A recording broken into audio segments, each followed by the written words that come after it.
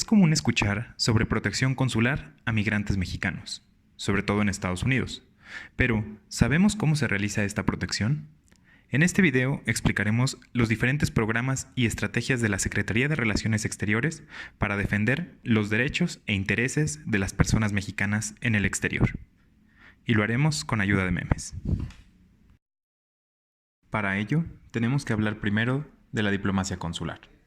Estamos acostumbrados a pensar en la diplomacia como las relaciones políticas entre países. La diplomacia consular abarca nuevos aspectos. La diplomacia consular surge a partir de un auge de los asuntos consulares.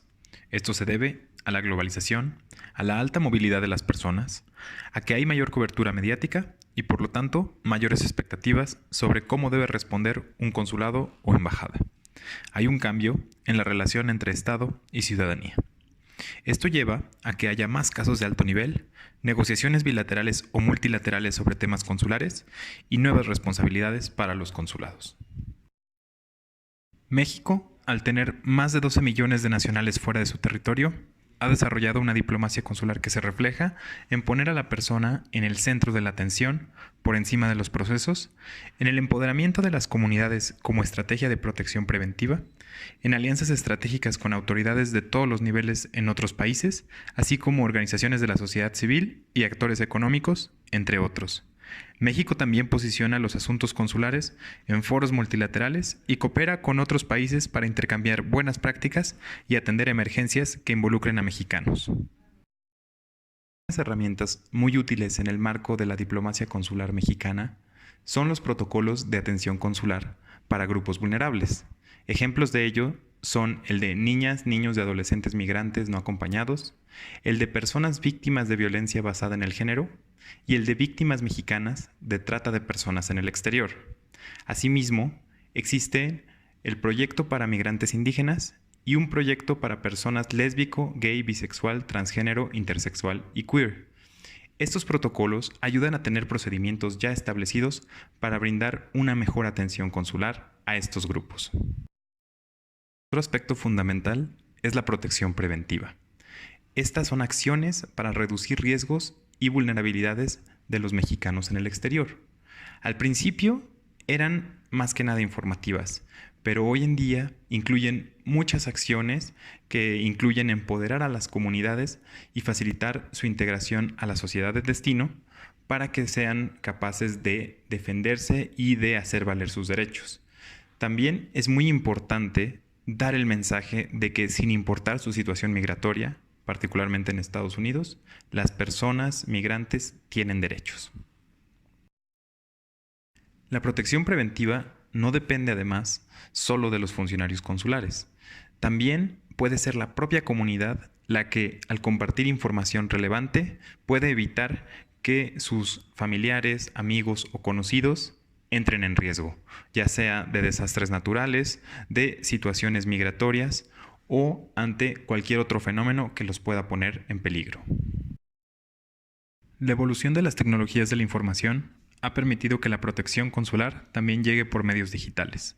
La Secretaría de Relaciones Exteriores de México ha desarrollado diversas herramientas como el Centro de Información y Asistencia a Mexicanos, que es un call center que funciona las 24 horas, los 7 días de la semana. También está la aplicación Mi Consulmex, que ofrece información y datos de contacto de todas las representaciones de México en el exterior. El sistema de registro para mexicanos en el exterior y la guía del viajero, que ofrece información práctica como cuestiones de si se requiere visa para quienes visitan otro país. Otras herramientas son el micrositio de protección y la intranet de la Dirección General de Protección a Mexicanos en el Exterior. Otras buenas prácticas de protección preventiva son los consulados móviles y sobre ruedas, que llevan todos los servicios del consulado a lugares lejanos de la sede. También existe la ventanilla de atención integral para la mujer, la Semana de Derechos Laborales y, por supuesto, la no pérdida de la nacionalidad mexicana por nacimiento. Si la protección preventiva no fue suficiente y la persona mexicana se encuentra en una situación en la que requiere protección consular, puede solicitarla directamente al consulado o, si no está en posibilidades, puede hacerlo en su lugar un familiar. Los casos de protección se dividen por ámbitos: derechos humanos, penal, migratorio, laboral, civil y administrativo. Hay también temas de interés particular, como orientación y asistencia jurídica en casos de violencia doméstica o a víctimas de trata de personas. También es posible que un caso tenga más de un ámbito de acción. Existen programas de protección diseñados para atender necesidades específicas.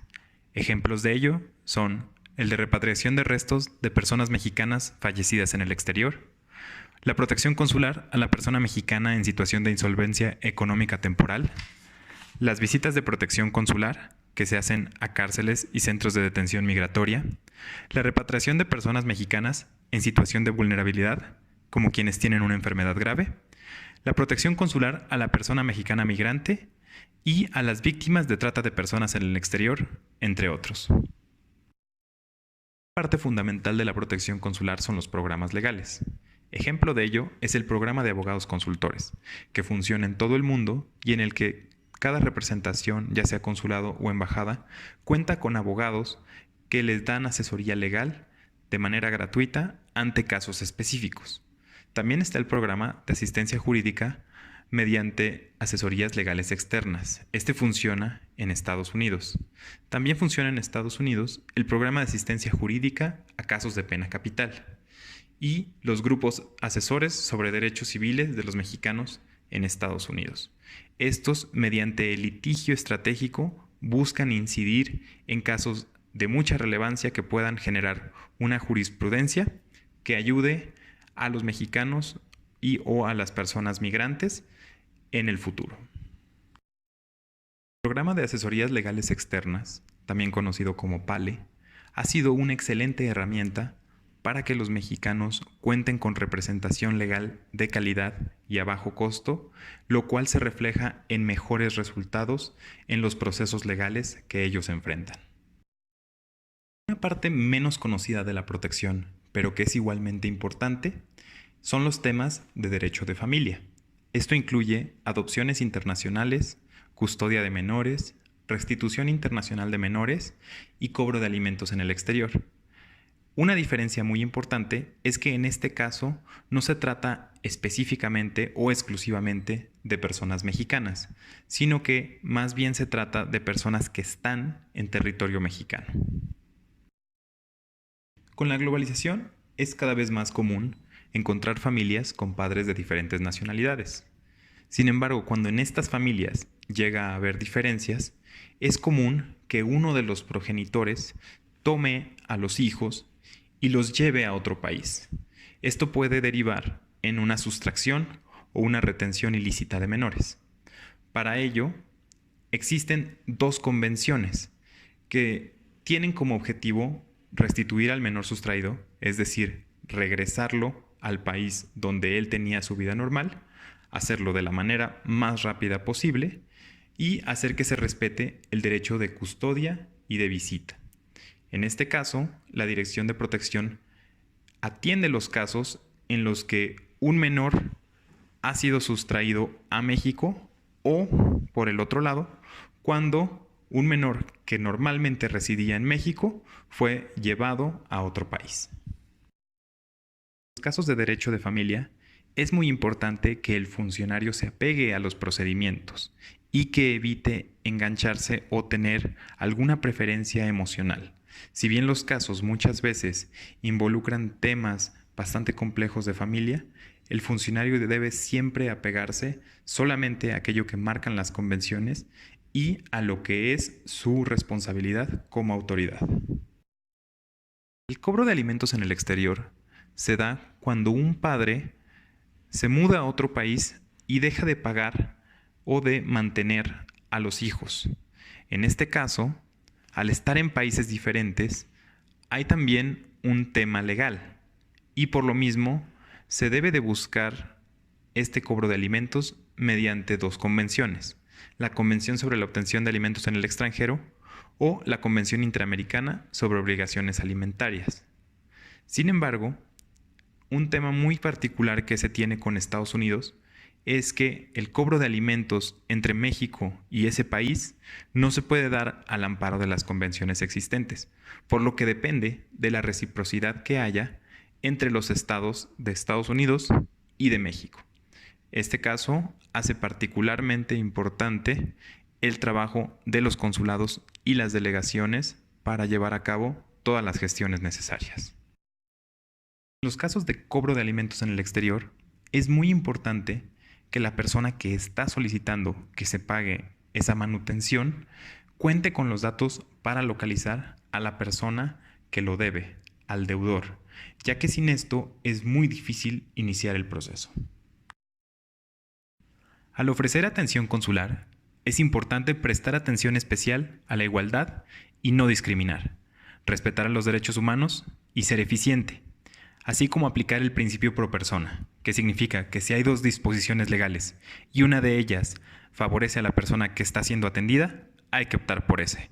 También es importante tener perspectiva de género, un enfoque de interculturalidad y ofrecer una atención diferenciada a las personas que están en situación de vulnerabilidad.